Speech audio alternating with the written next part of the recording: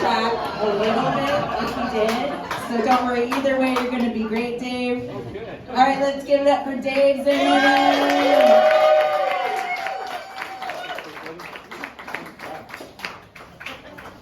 All right, so who here has recently been through a job search?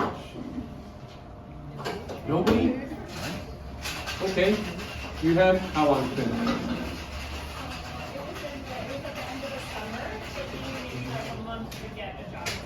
That's pretty long. Or that's not that long ago. All right, the last 2 years or so? Yeah. Okay. All right, so I guess it's been a while for me. 3.5, 4 years. But in one of the ways, it just feels like yesterday. Yesterday fucking sucked.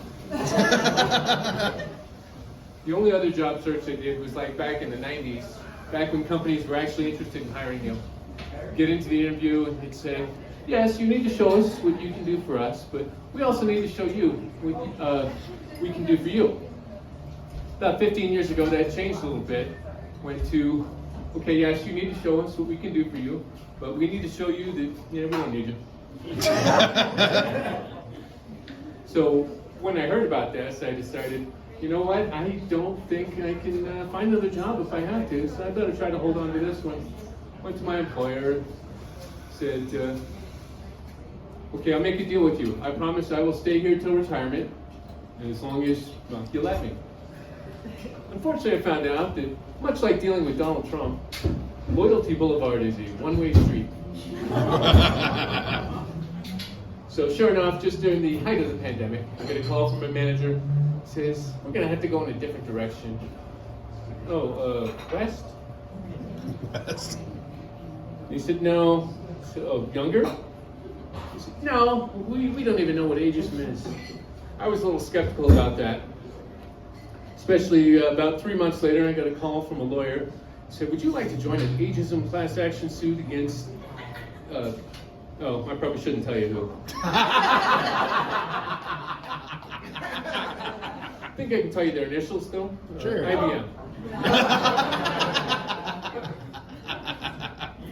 So I said, okay, yeah, I'll join. Is there any proof that they really were doing this ageism thing? He said, well, one of their top execs, they found an email of his that said, we have too many dino babies here. Let's let them go extinct. I was just shocked when I heard that. Not so much that he thought it, or that he even said it, but holy shit, he was dumb enough to put something like that in writing?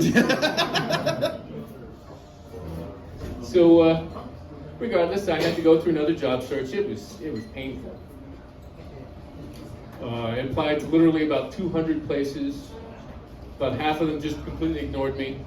Half of the ones that did respond hit me with the thanks but no thanks. The ones that I actually came to appreciate those because at least they spared me the pain in the interview process. So I quickly came to realize that I could describe the interview kind of like this. You get in there and say, okay, go stand over there, face the wall, grab the chair, drop your pants, bend over, spread your cheeks, fuck you up the ass. First couple times, I was like, no, I'd rather not do that. And they always said the same thing. It's like, oh, I guess you don't really want this job after all. I guess we'll have to find someone who does. So I quickly learned that, okay, I need to go through this if I want a job. So go ahead and do it.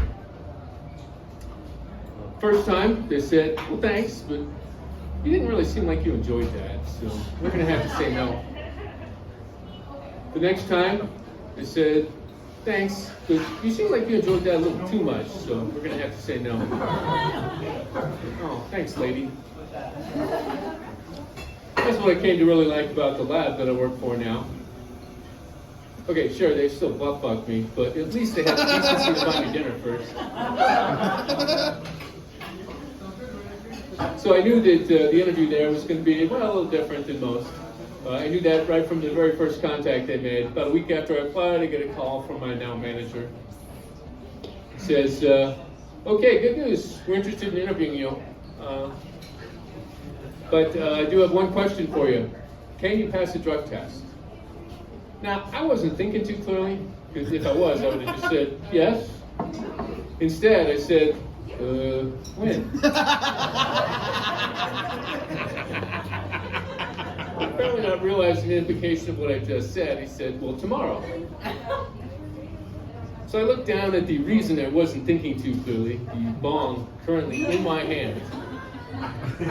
Said, yeah, sure. He said, okay, great.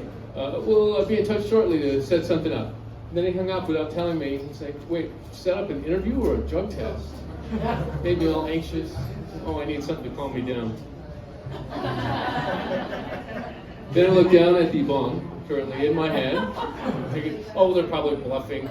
Not to mention, they test me tomorrow. I'm going to fail anyway.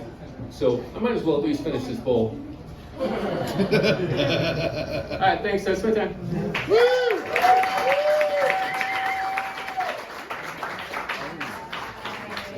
Let's give it up for Dave Zimmerman.